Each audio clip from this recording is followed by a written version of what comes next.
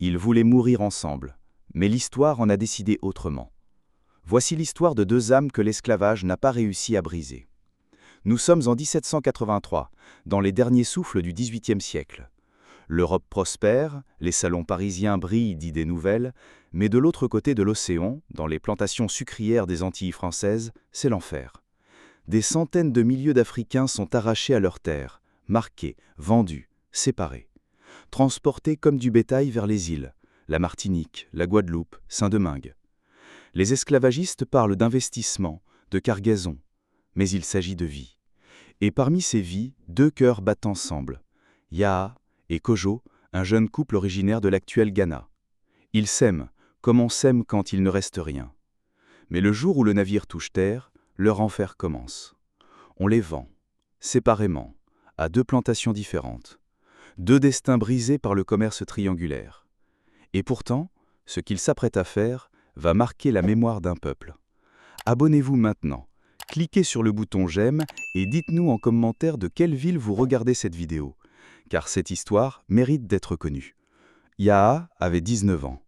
Une voix douce, des mains de guérisseuse et un regard farouche. Elle connaissait les plantes, les champs, les ancêtres. Kojo, lui, avait 22 ans. Grand, calme, protecteur. Il construisait les tambours et dansait comme pour défier le destin. Il s'était promis dans la forêt d'Akwamu, peu avant l'arrivée des négriers. Si on doit mourir, on mourra ensemble. Sur le bateau, ils ont tenu la main en cachette sous les chênes. Mais à Saint-Pierre, à la Martinique, on les sépara. Yaa fut vendu à une plantation de canne à Rivière-Salée, Kojo à un riche propriétaire près du diamant. Les jours devinrent des supplices. Travail, coups, humiliation.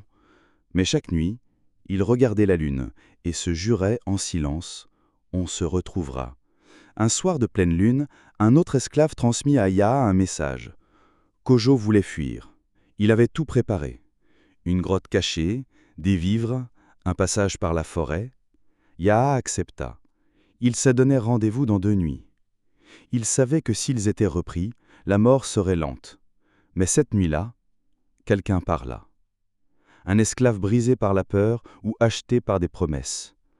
Yaa fut piégé, capturé avant même d'avoir franchi les champs de canne, fouetté. Kojo, lui, attendit toute la nuit. Puis 2. Puis il comprit. Alors il courut vers le sommet du morne larcher, déterminé à sauter. Mais quelque chose l'arrêta. Un chant, un écho. C'était la voix de Yaa, portée par le vent. Il recula. Il ne pouvait pas mourir, pas sans elle. Pas tant qu'il y avait une chance. On pensait leur histoire perdue, une tragédie parmi tant d'autres. Mais 2 siècles plus tard, en 1984, lors de fouilles près d'une ancienne plantation abandonnée, un anthropologue martiniquais mit au jour une petite boîte en bois enterrée sous une pierre marquée d'un X. À l'intérieur, des cheveux tressés, un morceau de tissu africain, une bague sculptée dans une noix de coco et une note, presque effacée, en créole ancien. Si moine pas cavé ou encore, c'est pas nos kaiwer là haut de bord, pas pliré. Nous toujours cachons pas en même temps qu'à la line. Si je ne peux plus te voir, c'est qu'on se verra de l'autre côté. Ne pleure pas, on chante encore sous la même lune. L'histoire de Yaa et Kojo fut retranscrite dans un petit livre mémoriel local. Depuis, chaque année, le 23 août, journée internationale du souvenir de la traite négrière, un couple d'artistes martiniquais chante ce chant sous la lune et rappelle que eux, au moins, n'ont pas été oubliés. Yaa et Kojo n'ont pas changé l'histoire. Ils n'ont pas aboli l'esclavage. Ils n'ont pas renversé d'empire. Mais ils ont résisté, avec ce qu'ils avaient. L'amour, la mémoire et une promesse. Et parfois c'est tout ce qu'il faut pour survivre dans le cœur d'un peuple.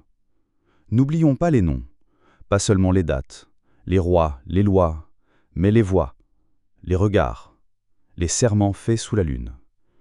Abonnez-vous maintenant. Cliquez sur le bouton j'aime et dites-nous en commentaire de quelle ville vous regardez cette vidéo, car cette histoire mérite d'être connue. Abonnez-vous maintenant.